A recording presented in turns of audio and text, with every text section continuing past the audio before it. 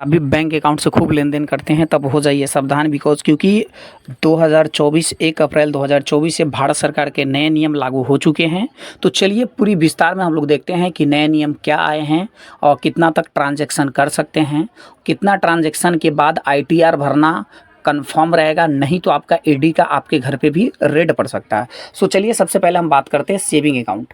तो अगर आपके पास सेविंग अकाउंट है, क्योंकि ज़्यादातर एज ए पूरी ऑल ओवर इंडिया में एक नंबर में सबसे ज़्यादा सेविंग अकाउंट है। सो सेविंग अकाउंट में कोई भी पर्सन और डेली का ट्रांजैक्शन के अकॉर्डिंग अगर देख लिया जाए तो 2.5 लाख यानी कि 2.5 लाख से ज़्यादा का ट्रांजैक्शन आप नहीं कर सकते हैं एज ए डेली बेस में देख लिया जाए तो 2.5 लाख का ट्रांजैक्शन आप कर सकते हैं। ठीक है, अगर 2.5 लाख से ज़्यादा का ट्रांजैक्शन करते हैं तो आपको आईटीआर फाइल करना पड़ेगा और आपको गवर्नमेंट को बताना पड़ेगा कि ये पैसा आपके पास आया कहाँ से, और उसका आपको जो भी टैक्स होगा आपको टैक्स पे करना पड़ेगा। और सालाना की बात किया जाए तो सेविंग अकाउंट से एक साल में आप मात्र 10 लाख रुपया ही आप सालाना ट्रांजैक्शन कर सकते हैं। अगर इससे ज़्यादा आप ट्रांजैक्शन करते हैं तो आपके पास फिर से वही ईडी का नोटिस आ जाएगा, नहीं तो आपको गवर्नमेंट को बताना पड़ेगा कि ये पैसा आपके पास कहाँ से आया, आपको आईटीआर भरना पड़ेगा। ठीक है, तो ये रहा सेविंग अकाउंट। चलिए बात करते हैं करेंट अकाउंट। इसमें लेन देन दोनों इंक्लूड होता है। लेन देन का मतलब मान लिया जाए कि अगर आपके पास किसी ने 50,000 रुपये भेजा और फिर आप उसे 50,000 किसी और के पास भेज रहे हैं, तो टोटल ये आपका 1 लाख का ट्रांजैक्शन हो जाएगा। ध्यान रखिएगा, ये नहीं सोचिएगा कि 50,000 का, नहीं, आप लेन देन दोनों काउंट किया जाता है। ठीक, पहली चीज़ ये चीज़ आप ध्यान जरूर रखेंगे। ठीक है, लेन और देन दोनों काउंट किया जाता है। ठीक है, चलिए अब बात करते हैं करेंट अकाउंट। तो करेंट अकाउंट में सालाना आप 50 लाख के और ट्रांजैक्शन कर सकते हैं। अगर आप इससे ज़्यादा का ट्रांजैक्शन करते हैं तो आपको वहाँ पे आईटीआर भरना अनिवार्य हो जाएगा। अगर आप नहीं भरते हैं तो फिर आपके तरफ से ईडी का नोटिस आ जाएगा। ठीक है, तो ये आपका सेविंग अकाउंट के अलावा करेंट अकाउंट का नोटिस रहा। चलिए उसके बाद हम लोग बात करते हैं क्रेडिट कार्ड।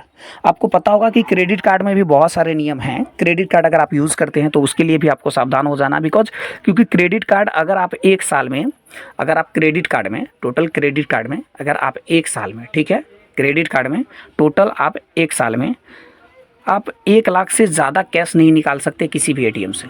मतलब एक साल में 1 लाख से ज़्यादा का कैश आप नहीं निकाल सकते हैं। अगर आप निकालते हैं तो फिर आपको वहाँ पे जवाबदेही देना पड़ेगा। ठीक है, और शॉपिंग की बात किया जाए क्रेडिट कार्ड से, तो क्रेडिट कार्ड से आप टोटल शॉपिंग एक साल में 10 लाख तक का ही शॉपिंग कर सकते हैं। एक साल में 10 लाख तक शॉपिंग कर सकते हैं। इससे ज़्यादा अगर आप शॉपिंग करते हैं तो फिर आपको वहाँ पे जवाबदेही देना पड़ेगा और आपको बताना पड़ेगा कि ये पैसा आप कहाँ खर्च किए, कैसे खर्च किए, क्यों खर्च किया, है ना, वहाँ पे आपको आईटीआर फाइल करना पड़ जाएगा। ठीक है, तो ये रहा कुछ क्रेडिट कार्ड का डिटेल्स। उसके बाद हम लोग करते हैं एफडी। बहुत सारे लोग होता है जो एफडी करते हैं। एफडी शायद आपको पता होगा। तो अब क्या है ना कि एफडी आप एक साल में 1 ईयर में एफडी की बात किया जाए तो एफडी आप 1 ईयर में टोटल मात्र 10 लाख का ही एफडी कर सकते हैं। 10 लाख से ज़्यादा का एफडी आप नहीं कर सकते हैं। ठीक है, एक साल में 10 लाख से ज़्यादा का एफडी आप नहीं कर सकते हैं। ये एफडी के ऊपर टर्म एंड कंडीशन है। साथ ही साथ एफडी पे अगर जो भी आपको रिटर्न आता है, जैसे मान लिया जाए आपने कुछ एफडी करा रखा है, उसमें अगर आपको रिटर्न आता है तो 40,000 तक अगर आपको रिटर्न आता है तो कोई दिक्कत नहीं है।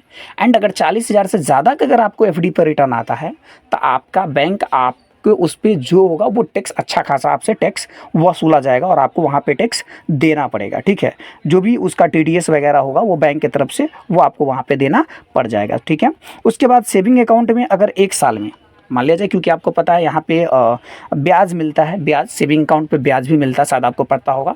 कुछ जगह पे 2.50% के आसपास, कुछ जगह पे 3%, कुछ ऐसे भी बैंक है तो इससे ज़्यादा भी देती है। ठीक है, तो जो भी आपको ब्याज मिलता है, ठीक है, तो उस ब्याज के ऊपर भी अब आपको टैक्स देना पड़ जाएगा। कब? जैसे मान लिया जाए कि आपके पास सेविंग अकाउंट है एंड आपको एक साल में 10,000 तक अगर आपको ब्याज आता है तो चलेगा, और 10,000 से ज़्यादा का अगर आपको ब्याज आता है, 10,000 से ज़्यादा का अगर आपको ब्याज आता है, ठीक है, तो आपको वहाँ पर भी टैक्स देना पड़ जाएगा। ठीक है, वहाँ पर भी आपको टैक्स देना पड़ेगा, यानी कि टीडीएस जो भी होगा बैंक की तरफ से आपको देना पड़ जाएगा एक साल में। ये ध्यान रखिएगा, ये जो भी काउंट एक साल का होता है। ठीक है, एंड सबसे मेन इंपॉर्टेंट बात हम आपको ये बताएंगे, बहुत ही बेस्ट पॉइंट ये है कि आप इस चीज़ों को हमेशा ध्यान रखेंगे। मान लिया जाए आप है, बहुत सारे लोग ये दिमाग लगाएंगे आप है, आपके पास समथिंग टोटल 3-4 जगह बैंक में अकाउंट होगा। सपोज डेट एक्सिस बैंक में है, एसबीआई में है, और या तो जहाँ जहाँ भी आपके पास अकाउंट है, 10 जगह है, 15 जगह है, 20 जगह है, डजेंट मैटर,